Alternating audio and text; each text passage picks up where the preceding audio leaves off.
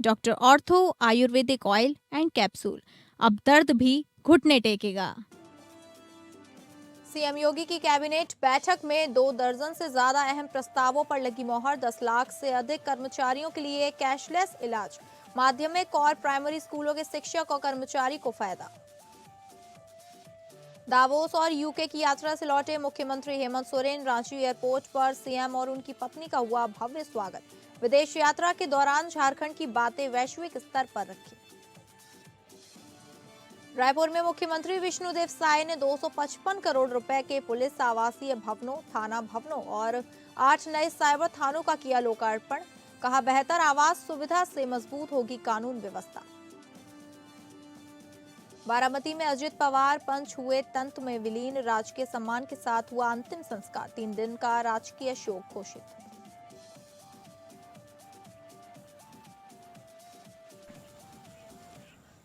नमस्कार, आप सभी का स्वागत है स्टेट लाइव में और मैं हूं आपके साथ अंकिता सिंह। बुलेटिन की शुरुआत करेंगे उत्तर प्रदेश की खबरों से, जहां विधानसभा चुनाव से ठीक पहले मुख्यमंत्री योगी आदित्यनाथ ने एक बड़ा मास्टर स्ट्रोक खोला है। कैबिनेट बैठक में 2 दर्जन से ज्यादा अहम प्रस्तावों पर मोहर लग गई है, जिसमें सबसे बड़ा तोहफा शिक्षा जगत को मिला है। इससे 8 लाख से ज्यादा लोगों को फायदा मिलेगा। योगी कैबिनेट की इस बैठक के बाद अब यूपी के माध्यमिक और प्राइमरी स्कूलों के शिक्षक और कर्मचारी अपनी बीमारी के इलाज के लिए पैसों की चिंता से मुक्त हो जाएंगे। सरकार ने प्रदेश के करीब 10 लाख से अधिक कर्मचारियों के लिए कैशलेस इलाज के द्वार खोल दिए हैं। माध्यमिक शिक्षा के एडिट और सेल्फ फाइनेंस स्कूलों को लाभ, बेसिक शिक्षा परिषद के स्कूलों में भी नियम लागू, शिक्षा मित्र, अनुदेशक और विशेष शिक्षक भी शामिल। कस्तूरबा गांधी विद्यालय की वार्डन और रसोइयों को भी सुविधा। आश्रित परिवार के सदस्यों को भी मिलेगा मुफ्त उपचार। सीएम योगी आदित्यनाथ ने शिक्षक दिवस पर जो वादा किया उसे अब आमली जामा पहनाया जा रहा है। सीएम ने स्पष्ट कहा कि शिक्षक राष्ट्र निर्माण की रीढ़ है और उन्हें स्वास्थ्य की चिंता से मुक्त करना सरकार का कर्तव्य है। मेरठ जनपद के तहसील मवाना के ग्राम नगला गोसाई में पूर्वी पाकिस्तान व बांग्लादेश से विस्थापित 107 परिवार झील की भूमि पर अवैध रूप से निवासरत हैं। इन 107 परिवारों में से 8 परिवार विगत कई वर्ष से अनियंत्रित रोजगार हेतु निवासरत हैं। वर्तमान में 99 परिवार निवासरत हैं। इनको भी पुनर्वासित किए जाने की व्यवस्था की जाएगी। प्रति परिवार आधा एकड़ भूमि आवंटित कर पुनर्वासित किया जाएगा।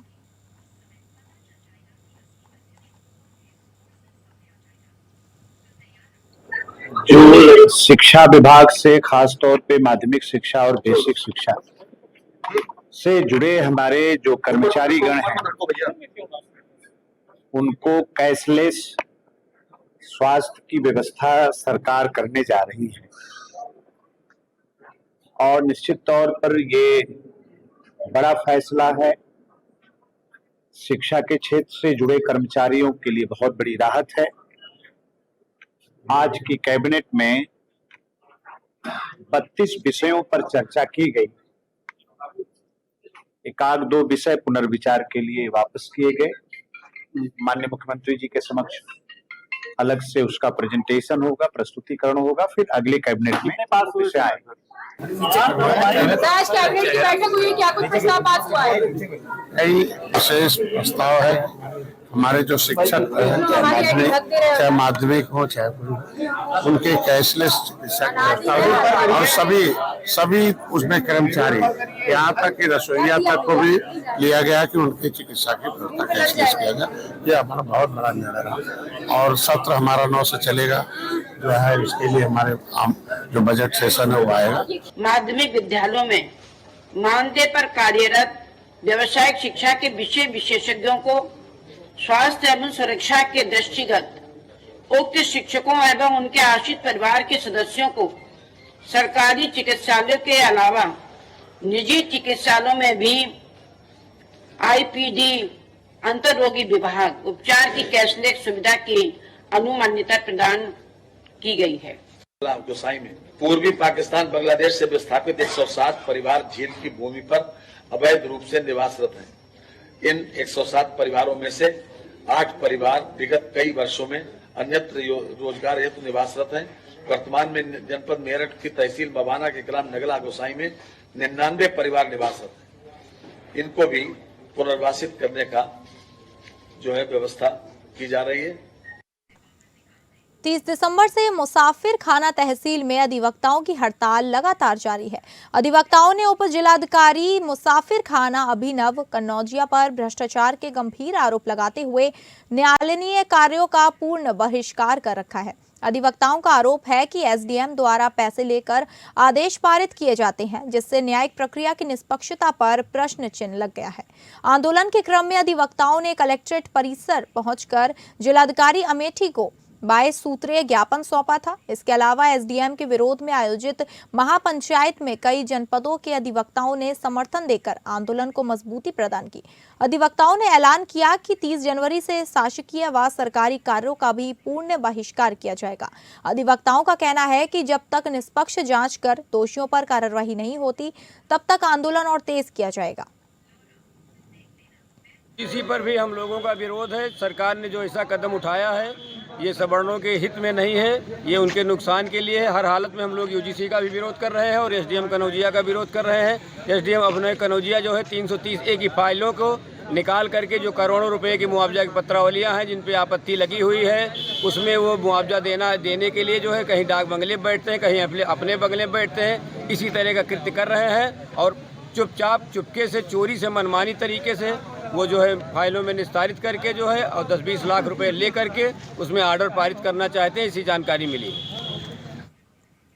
उत्तर प्रदेश के मैनपुरी जनपद स्थित महाराजा तेज सिंह जिला अस्पताल से स्वास्थ्य व्यवस्था की एक बेहद चिंताजनक तस्वीर सामने आई है।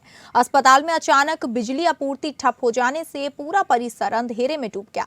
हालात ऐसे बने कि ओपीडी वार्ड और यहां तक कि ऑपरेशन थिएटर तक में अंधेरा छा गया।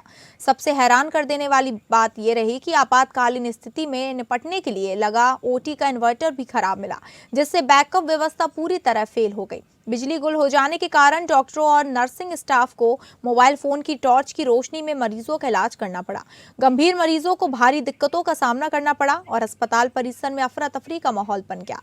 तीमारदारों में गुस्सा और डर साफ देखा गया। घटना का एक वीडियो भी सामने आया जिसमें डॉक्टर अंधेरे में मोबाइल की रोशनी के सहारे इलाज करते नजर आ रहे हैं। यह वीडियो सोशल मीडिया पर तेजी से वायरल हो रहा है, जिसके बाद स्वास्थ्य विभाग की तैयारियों पर गंभीर सवाल उठने लगे हैं। स्थानीय लोगों और मरीजों के परिजनों का कहना है कि अस्पताल में बिजली और उपकरणों की खराबी की शिकायतें पहले भी उठती रहीं, लेकिन जिम्मेदार अधिकारियों ने ठोस कार्रवाई नहीं की। करोड़ों रुपए खर्च होने के बावजूद बुनियादी सुविधाओं की बहाली अब मरीजों की जान पर जोखिम बनती दिख रही है।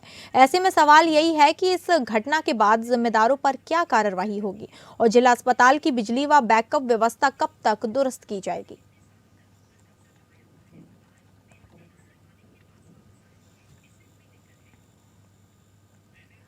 बौद्ध आस्था और अंतर्राष्ट्रीय कूटनीति का अद्भुत संगम आज उत्तर प्रदेश के कुशीनगर में देखने को मिला, जब थाईलैंड की महारानी सिनीतनानाथा विलास कल्याणकारी और अपनी शाही प्रतिनिधिमंडल के साथ यहां पहुंची। उनके साथ थाईलैंड के उप प्रधानमंत्री बार्नसाग भी मौजूद रहे। महारानी ने भगवान बुद्ध के महापरिवर्तन निर्माण मंदिर में पहुंचकर विशेष पूजा अर्चना की और बुद्ध की लेटी हुई प्रतिमा पर श्रद्धा स्वरूप चीवर अर्पित किया। इस दौरान थाईलैंड से आए बौद्ध भिक्षु और अनुयायी भी धार्मिक अनुष्ठान में शामिल हुए, जिससे पूरा परिसर बौद्ध मंत्रोच्चार से गूंज उठा।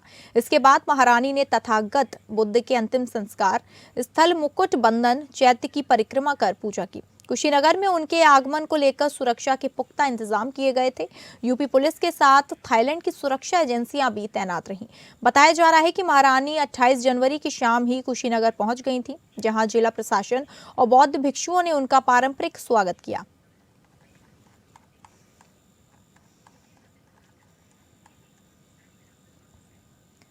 अब बात करेंगे झारखंड की खबरों की, जहां विदेश दौरे से 12 दिन बाद झारखंड के मुख्यमंत्री हेमंत सोरेन रांची लौट आए हैं। इस यात्रा के दौरान मुख्यमंत्री के नेतृत्व में राज्य सरकार ने पहली बार वैश्विक मंच पर झारखंड की उपस्थिति दर्ज कराई।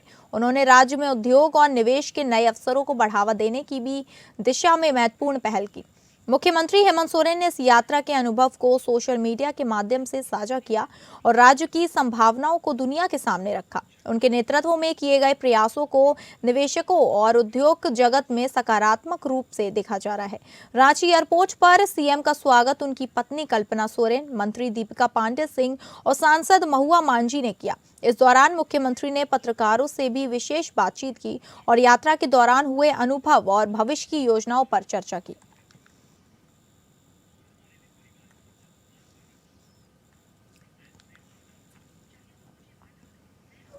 शिक्षा के क्षेत्र में नए आयाम जोड़ने का हम लोगों ने प्रयास किया है, जो कहीं ना कहीं हमारे इस राज्य के युवा पीढ़ी को मजबूती प्रदान करेगी।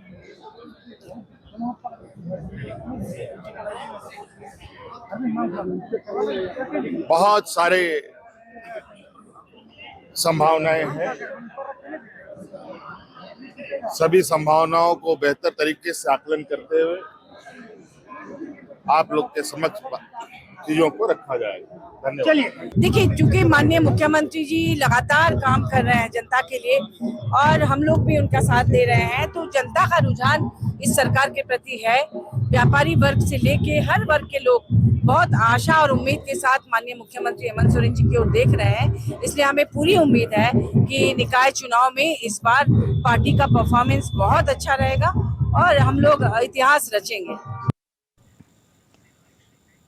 नगरपालिका निर्वाचन 2026 के सफल, निष्पक्ष और शांतिपूर्ण संपादन के लिए रांची में समाहरणालय स्थित सभागार में जिला निर्वाचन पदाधिकारी सह उपायुक्त मंजूनाथ भजंत्री की अध्यक्षता में महत्वपूर्ण बैठक आयोजित की गई। बैठक में पुलिस और प्रशासनिक अधिकारियों की एक बड़ी टीम शामिल हुई, जिसमें नगर व ग्रामीण पुलिस, उप प्रशासक, रांची नगर निगम और अनुमंडल पदाधिकारी मौजूद थे। बैठक के दौरान जिला निर्वाचन पदाधिकारी ने आदर्श आचार संहिता के कड़ाई से पालन और चुनाव प्रक्रिया को प्रभावित करने वाले किसी भी कृत्य पर सख्त कार्रवाई करने के निर्देश दिए। उन्होंने सभी संबंधित अधिकारियों को स्पष्ट रूप से बताया कि किसी भी हाल में चुनावी माहौल बिगाड़ने की अनुमति नहीं दी जाएगी।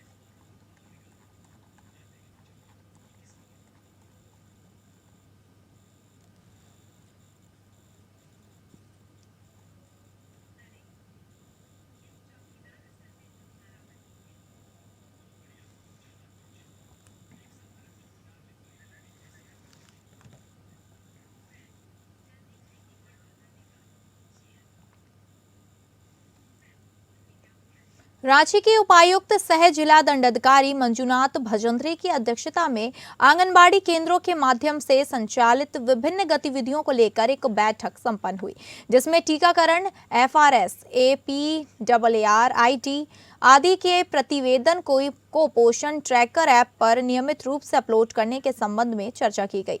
डीसी ने सभी पदाधिकारियों एवं सेविकाओं से अपील की कि वे इस ऐप का अधिकतम उपयोग करें तथा बच्चों एवं महिलाओं के बेहतर पोषण एवं स्वास्थ्य के लिए सक्रिय सहयोग प्रदान करें। जिला प्रशासन इस दिशा में निरंतर मॉनिटरिंग करेगा ताकि रांची जिला पोषण लक्ष्यों में उत्कृष्ट प्रदर्शन कर सके। संतोषप्रद नहीं पाए जाने पर बाल विकास परियोजना पदाधिकारी एवं महिला पर्यवेक्षिकाओं द्वारा बताया गया पोषण ट्रैकर ऐप पर एंट्री का उचित प्रशिक्षण नहीं होने के कारण यह समस्या उत्पन्न हुई है। मंजूनाथ भजंत्री के निर्देश अनुसार जिले में पोषण टैंकर ऐप पर डेटा एंट्री एवं उपयोग के संबंध में विशेष प्रशिक्षण कार्यक्रम आयोजित किया जा रहा है।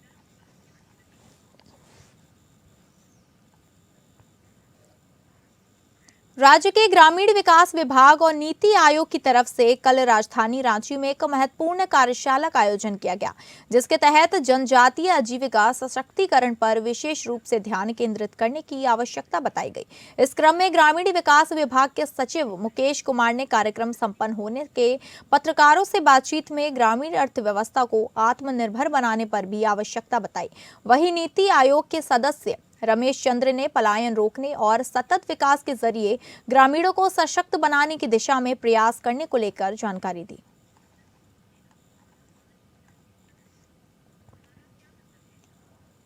राज्य में नगर निकाय चुनाव को लेकर आधिकारिक घोषणा किए जाने के बाद रांची जिला प्रशासन द्वारा प्रशासनिक कार्यवाही की तैयारियां भी शुरू कर दी गई हैं। तो वहीं डीडीसी सौरभ भवानिया द्वारा रांची और बुढ़मू नगर निगम क्षेत्र में निर्वाचन संबंधित जानकारियां भी दी गई। इसी के साथ 29 जनवरी 2026 से 4 फरवरी 2026 तक नाम निर्देशन पत्र दाखिल करने की अवधि तय की गई। 5 फरवरी को नाम निर्देशन पत्रों की समीक्षा की जाएगी। नाम वापसी की तिथि 6 फरवरी 2026 तय की गई है और 7 फरवरी 2026 को प्रतीक आवंटन का फैसला किया गया है, जिसके बाद 23 फरवरी 2026 को मतदान और 27 फरवरी 2026 को मतगणना की जाएगी। जहां छत्तीसगढ़ में पुलिस व्यवस्था को आधुनिक और सुदृढ़ बनाने की दिशा में बड़ा कदम उठाते हुए सीएम विष्णुदेव साय ने पुलिस मुख्यालय नया रायपुर से वर्चुअली जुड़कर 255 करोड़ रुपए की लागत से बने पुलिस आवासीय भवनों, थाना भवनों और 8 नए साइबर थानों का लोकार्पण किया। मुख्यमंत्री ने कहा कि इन आधारभूत सुविधाओं से पुलिस अधिकारियों और कर्मचारियों को सकारात्मक वातावरण मिलेगा, जिससे वे अपने कर्तव्यों का और अधिक प्रभावी ढंग से निर्वहन कर सकेंगे। मुख्यमंत्री ने प्रेजेंटेशन के माध्यम से निर्माण कार्यों का अवलोकन करते हुए गुणवत्तापूर्ण कार्य के लिए संबंधित एजेंसियों की सराहना की। उन्होंने कहा कि सरकार का निरंतर प्रयास है कि पुलिस बल को बेहतर आवास और कार्य सुविधाएं उपलब्ध कराई जाए, ताकि प्रदेश में कानून व्यवस्था और अधिक मजबूत हो सके। उप मुख्यमंत्री एवं गृह मंत्री विजय शर्मा ने बताया कि जशपुर, रायगढ़ और राजनांदगांव सहित कुल 8 जिलों में नए साइबर थाने शुरू किए गए हैं और आवश्यकता के अनुसार आगे भी ऐसे थाने स्थापित किए जाएंगे।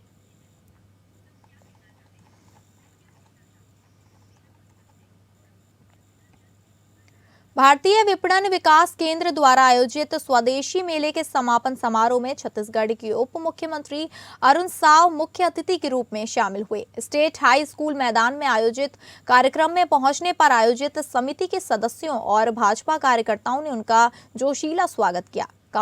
समारोह के दौरान छोटे बच्चों की प्रस्तुतियों और सांस्कृतिक कार्यक्रमों ने दर्शकों का मन मोह लिया। अपने संबोधन में उप मुख्यमंत्री अरुण साव ने कहा कि स्वदेशी मेला स्थानीय कारीगरों, लघु उद्योगों और स्वदेशी उत्पादों को बढ़ावा देने का सशक्त माध्यम है। उन्होंने लोकल फॉर वोकल को मजबूत करने की अपील करते हुए कहा कि स्वदेशी वस्तुओं के उपयोग से देश की अर्थव्यवस्था सशक्त होती है।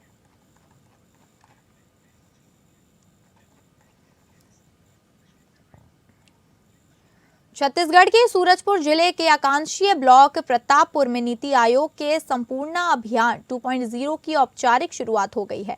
यह विशेष अभियान स्वास्थ्य, शिक्षा, पोषण और पशुपालन जैसे महत्वपूर्ण क्षेत्रों में 100% संतृप्ति के लक्ष्य के साथ संचालित किया जा रहा है। कार्यक्रम में विधायक शकुंतला सिंह पोर्ते, जिला पंचायत अध्यक्ष चंद्रमणि देवपाल सिंह पैकरस सहित जनप्रतिनिधि और प्रशासनिक अधिकारी उपस्थित रहे। यह अभियान 28 जनवरी से 14 अप्रैल 2026 तक चलेगा, जिसके अंतर्गत आंगनबाड़ी सेवाओं की उपलब्धता, स्वच्छ पेयजल, शौचालय सुविधा, बालिकाओं की शिक्षा और पशुपालन से जुड़े कुल 6 प्रमुख संकेतकों पर विशेष ध्यान दिया जाएगा।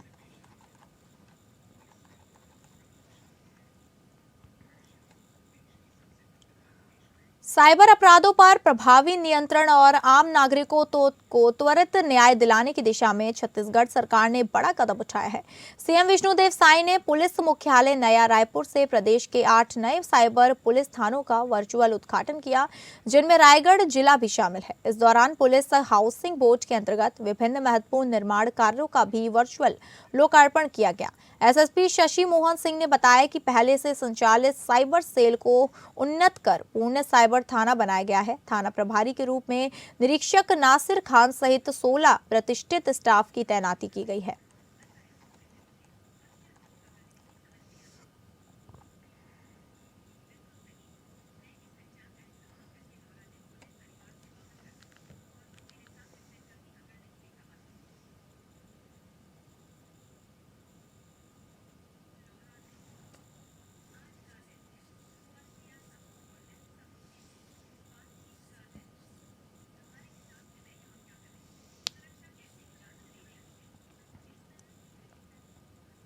राजनांदगांव जिला न्यायालय को एक बार फिर बम से उड़ाने की धमकी भरा ईमेल मिलने से हड़कंप मच गया।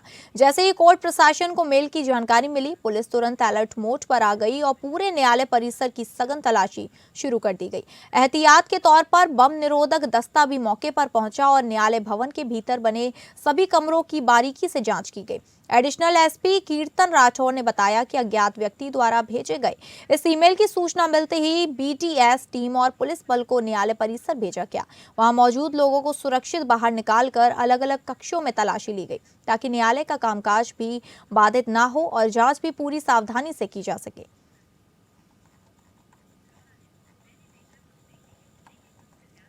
वहीं पुलिस के अनुसार अब तक किसी भी प्रकार का संदिग्ध विस्फोटक पदार्थ या आपत्तिजनक वस्तु नहीं मिली है।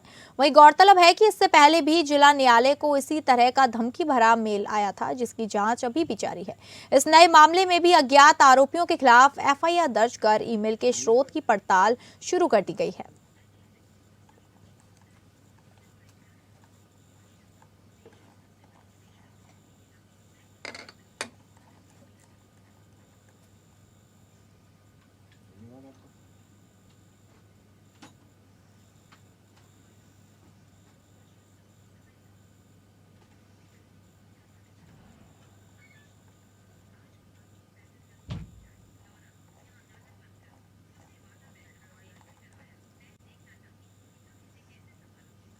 देवघर के बाबा मंदिर में भी गैर सनातनियों के प्रवेश पर रोक को लेकर चर्चा तेज हो गई है। उत्तराखंड के केदारनाथ और बद्रीनाथ मंदिरों में गैर हिंदुओं के प्रवेश पर लगे आदेशों के बाद अब यह सवाल उठ रहा है कि क्या वही नियम देवघर के बाबा मंदिर पर भी लागू होना चाहिए।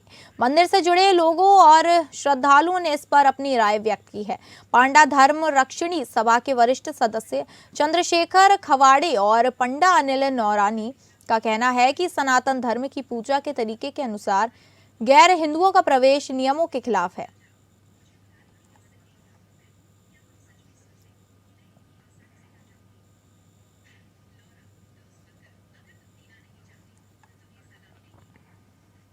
अब रुक करेंगे बिहार की खबरों की, जहां गरीबों, किसानों और मजदूरों को रोजगार की गारंटी देने के उद्देश्य से शुरू की गई विकसित भारत गारंटी रोजगार आजीविका मिशन जी राम जी योजना को लेकर विपक्ष भ्रम फैला रहा है। यह बात बिहार सरकार के कृषि मंत्री रामकृपाल यादव ने नाथनगर प्रखंड के गौरा चौकी पंचायत में आयोजित जागरूकता अभियान के दौरान कही।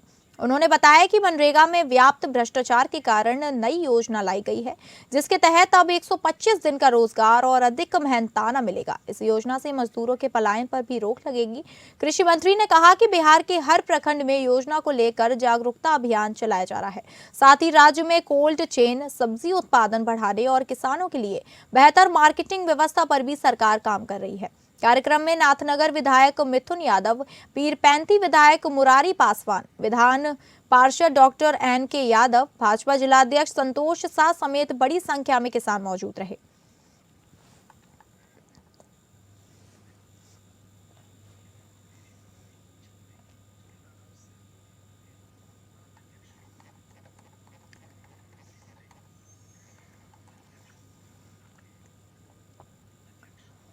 अब रुक करेंगे महाराष्ट्र की खबरों की, जहां कल हुए विमान हादसे में महाराष्ट्र के उप मुख्यमंत्री अजित पवार का दुखद निधन हो गया है। आज बारामती स्थित विद्या प्रतिष्ठान के मैदान में पूरे राजकीय सम्मान के साथ उनका अंतिम संस्कार किया गया। इससे पहले उनके पार्थिव शरीर को उनके पैतृक गांव काटेवाड़ी स्थित निवास स्थान ले जाया गया।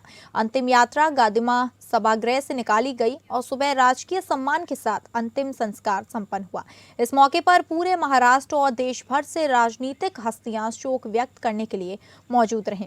अंतिम संस्कार में देश के केंद्रीय गृह मंत्री अमित शाह, महाराष्ट्र के मुख्यमंत्री देवेंद्र फडणवीस, उप मुख्यमंत्री एकनाथ शिंदे सहित कई वरिष्ठ राजनीतिक नेता उपस्थित रहे। राजनीतिक और आम जनता दोनों ही अजित पवार के निधन पर गहरा शोक व्यक्त कर रहे हैं।